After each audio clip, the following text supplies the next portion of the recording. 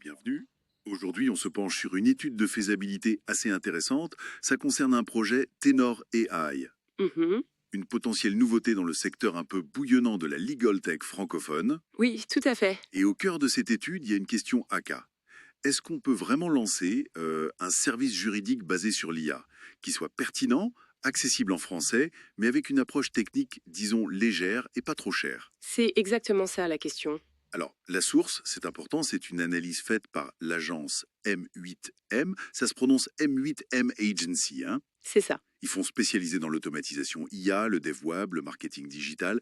Leur devise, c'est votre évolution et notre succès. J'aime bien cette devise. Et pour ceux qui veulent aller plus loin, l'étude elle-même est dispo sur gumroad.com. Bon, alors on décortique ça, hein. Le marché, le concept, la techno, le plan de lancement. Allez, c'est parti. Et pour commencer, le contexte du marché, c'est crucial. La legal tech, ça grandit fort en Europe et en France aussi. Ah oui? Mais, petit bémol, on observe quand même un ralentissement des créations d'entreprises dans ce secteur depuis 2022. Plutôt une tendance à la consolidation. Consolidation, c'est-à-dire? Des rachats, quoi, comme Henchman qui a été racheté par LexisNexis récemment. Ça montre que le marché devient mature. D'accord. Marché mature, mais est-ce qu'il y a encore de la place pour un nouvel acteur comme Tenor AI? Bah oui, justement. Parce que si les gros acteurs, les directions juridiques, adoptent de plus en plus ces outils, Hmm. il y a tout un pan qui est moins bien servi. Je pense aux TPE, les très petites entreprises, et même aux particuliers. Ah, intéressant. Et il manque vraiment d'outils IA en français qui soient simples, abordables, pour les questions juridiques de tous les jours, les petits conflits. C'est ce créneau-là que l'étude met en avant. Et c'est là qu'intervient Tenor AI. Donc le concept, si j'ai bien suivi, c'est un assistant virtuel juridique, avec de l'IA derrière. Exactement. L'idée clé, c'est d'offrir une première réponse, gratuite, immédiate, aux questions juridiques simples, en français, pour la Belgique et la France. C'est ça. Et après cette première réponse, l'outil pourrait aussi donner une idée du risque, de la complexité. Une sorte de score. Voilà, un score ou une évaluation, et ensuite proposer une mise en relation, la payante, avec un avocat partenaire du service. Ok. Et ça, qu'est-ce qui le rend différent de ce qui existe déjà? Je pense à Legal Start, Captain Contrat. La grosse différence, c'est vraiment cette interaction avec l'IA, qui est immédiate et gratuite dès le départ. Ah oui, Souvent, les plateformes actuelles, elles commencent avec des formulaires à remplir, des modèles de documents payants, ou alors une mise en contact avec un humain, mais qui devient vite payant. je vois. Tenor AI, le pari, c'est l'IA conversationnelle dès le premier clic, gratuitement. Fascinant. Mais alors, la question qui tue, comment on rend ça viable techniquement sans dépenser des fortunes? C'est souvent ça le nerf de la guerre. Oui, et l'étude aborde ce point. Elle propose un MVP, un produit minimum viable, qui repose sur une stack technique low-code, Low code, c'est-à-dire? peu de code. Et exactement, on utilise des outils existants qui ne demandent pas ou peu de programmation classique. Ça permet d'aller plus vite et surtout de limiter les coûts.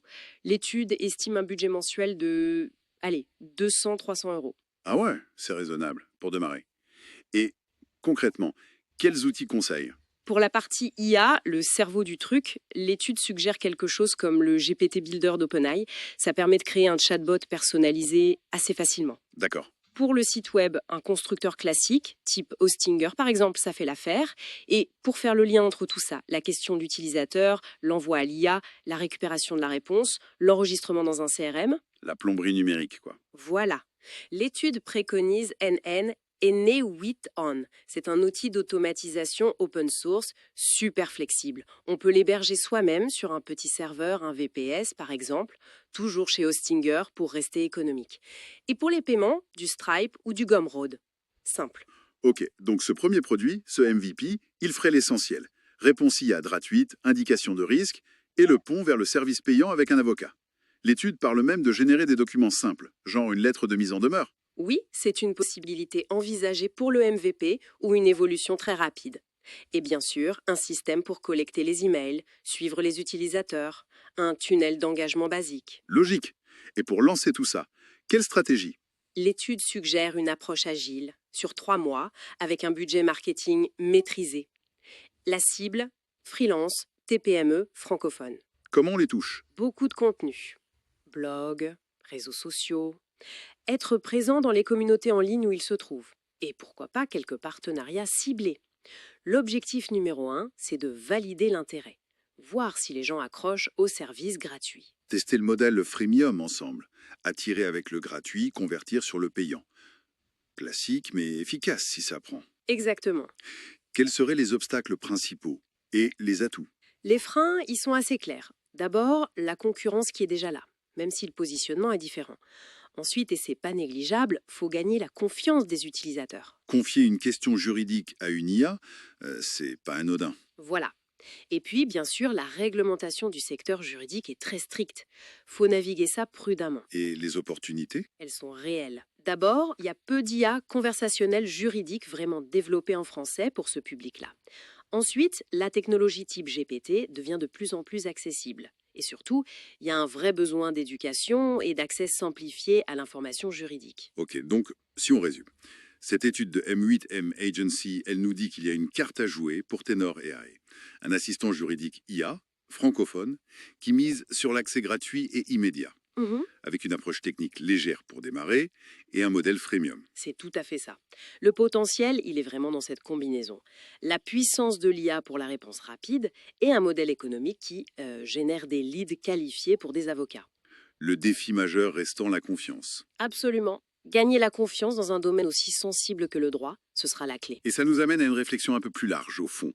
Au-delà de la faisabilité technique, du business model, la question que ça soulève, c'est peut-être jusqu'où on est prêt, collectivement, à se laisser guider par une intelligence artificielle sur des sujets qui touchent à nos droits fondamentaux. C'est une excellente question. Une question à méditer pour conclure.